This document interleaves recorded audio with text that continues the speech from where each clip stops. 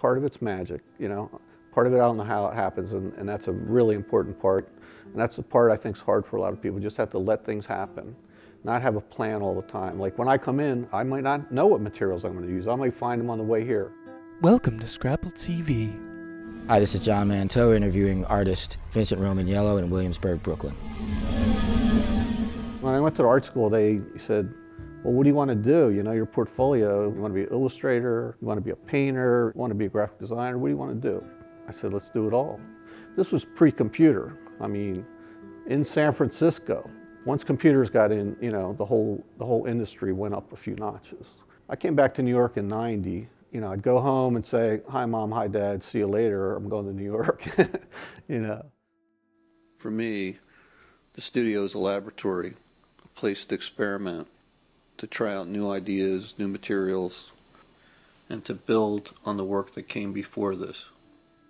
Things have changed from the beginning since I was an artist. I was more or less a painter in the beginning. As time went on, I realized that I wanted to include some sculpture. I saw a lot of shows where the same artist would have paintings and sculptures that made sense together. I also thought it made the painting stronger to have the sculptures there. It told a more complete story to me. So I just liked that.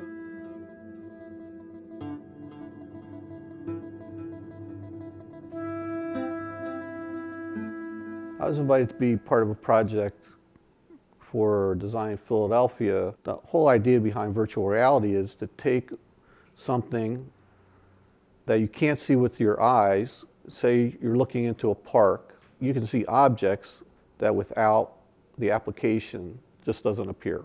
Well, that's been the hope of all this technology, is that it makes it more democratic, that we can get our work out there even if these huge institutions aren't interested. I really enjoyed being part of the Brucennial. It was basically the answer, the populist answer to the Whitney Biennial. Hundreds and hundreds of pieces.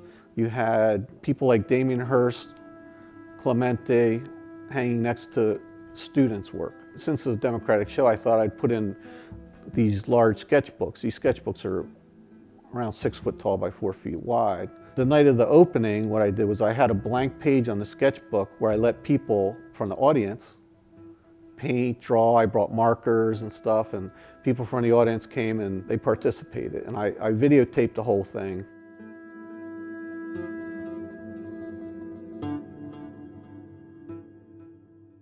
I have a project called Tracing Community.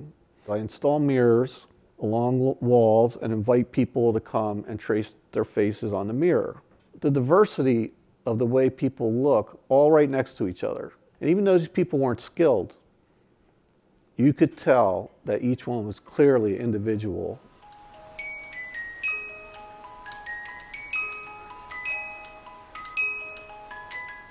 My whole process is based on basically two things. It's magic and it's materials and how they work together.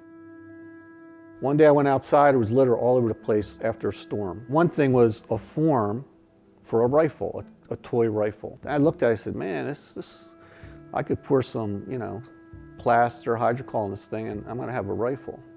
You know, gun violence, and you can't get away from it. If you're a human being and you're paying attention today, that's what you're thinking about. I like the idea of bringing up subjects, let them come up with the answers. I did a big pink slip. It's probably, I think it's 6 feet long by 4 feet. I show it in a distressed configuration where it's all crumbled up. I wet it, I crumbled up like as if somebody took their pink slip after they got fired and just threw it on the ground, you know, and I found it on the street or something. Over the years, one thing leads to another. What I'm doing now wouldn't have been possible without what I learned from my last series of work.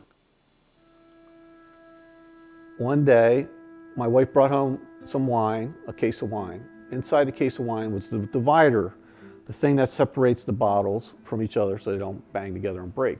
I took it out, I looked at it, I said, wow, this is really a strange shape. I kind of like it. Before you knew it, it was a drone, you know. To me, it was a drone. It was going to hang up in the ceiling. They're fantasy drones. They're not drones. They're, you know, like I have the Gothic drone who's like dressed in tights and I have the corporate drone with logos all over it. I have all these drones, and in the future, drones are going to be flying all over the place, and everybody's going to have a drone. Personal drone, it'll fit their lifestyle, it'll just be buzzing all over the place, you know? This is the times I live, these are things, the materials, raw materials are everywhere. The mystery is the best part. Things that happen that you could have never planned are the most wonderful things. I can't say what I'm going to do tomorrow. And I like it that way.